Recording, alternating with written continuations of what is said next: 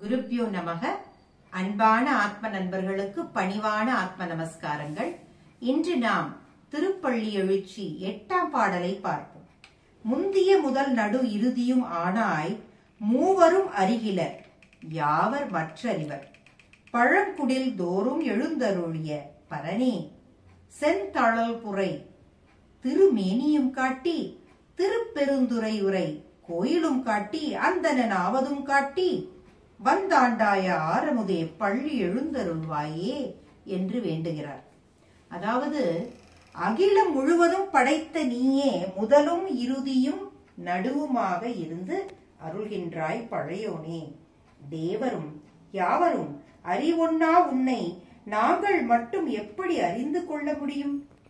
மெல்லிய விரல்களை கொண்ட உமையம்மையின் துணைவனே, நீயும் உன் துணையும் அடியார்கள் உய்யும் வண்ணம் அவர்களின் இல்லங்கள் தோறும் எழுந்தருளும் கருணையை என்னவென்று சொல்வது தூயவனே. பக்தியில் உன்னை தொழுது அறிய விரும்புபவர்களுக்கு நீ அலையாக எழுந்து அருள் காட்டுகின்றாய். அழுது அழுது உன்னை பற்றி கொள்ள துடிப்பவர்களுக்கு திருப்பெருந்துறை எனும் மோட்ச வீட்டையும் காட்டினாய்.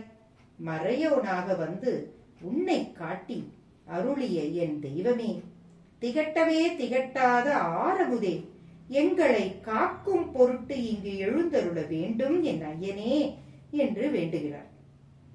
தியாகமே வடிவாக கொண்ட தெய்வம் ஈசன். தேவர்களுக்கு கூட அலையாக பெரும் வெளியாக மட்டுமே காட்சி தந்துள்ளார்.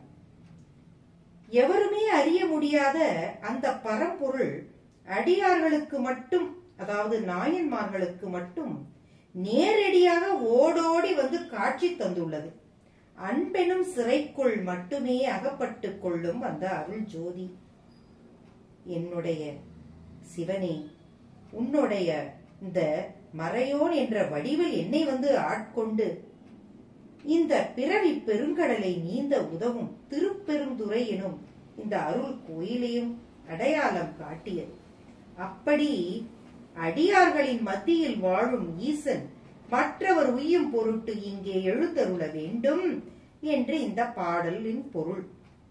திருவாசகத்தின் பாடல்களுக்கு உருகும் அத்துணை அடியார்களின் நெஞ்சத்தில் நிச்சயம் ஈசன் வாழ்கின்றார். அதுவே திருவாசகத்தின் பயன் என்று கூறலாம். உங்களின் இதயத்தை தூய்மையாக வைத்துக் கொண்டால் போதும். எளியோருக்கும் எளியோனாக ஏழைகளுக்கு ஏழையாக விளங்கும் ஈசன் நிச்சயம் உங்கள் இதயத்தில் குடிக்கொள்வான். பிறகு வாழ்க்கை மாசு மறுவில்லாது சிறந்து விளங்கும்.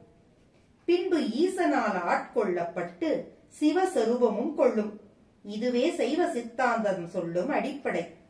கல் ஒன்று கைதேர்ந்த சிற்பியால் கடவுளாக மாறும்போது கனிவான மனம் ஒன்றை நிச்சயம் சிவம் அதுவாக ஆக்கிக் கொள்ளும். அதனால் சித்தமலம் ஏதும் இல்லாத, குற்றம் எதுவும் இல்லாத எண்ணங்களை விட்டு அந்த குற்றங்களே இல்லாத தூய்மையான எண்ணம், மனம், இவை இரண்டும் இருந்தால் அதை கொண்டு சிவத்தின் பாதங்களை பற்றி கொண்டால் சிவத்தோடு நெருங்கி சிவமாக மாறலாம் என்பது நிச்சயம். மார்கழியின் இந்த அதிகாலையில் நம் தேவனாம் சிவத்தை துதித்து எங்களை காக்க வேண்டி இங்கு எழுந்தருட வேண்டும் ஈசனே என்கிறார் அவர், நம் வாத ஊர் வள்ளல் மாணிக்கவாசக பெருமானார். ஆகையால் வாருங்கள் நாமும் அவர் நாமத்தை கூறி உய்வோமாக. ஓம் நமச்சிவாய. கிருஷ்ணார்பணம்.